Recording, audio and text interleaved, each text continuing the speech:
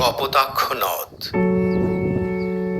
সতত হে নদ তুমি পরমোর মনে, সতত তোমার কথা ভাবিয়ে বিরলে।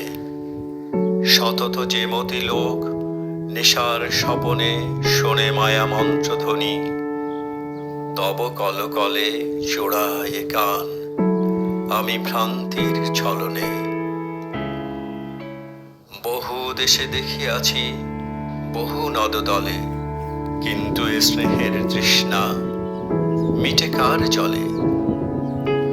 দুগ্ধ স্রোতরূপী তুমি জন্মভূমি স্তনে,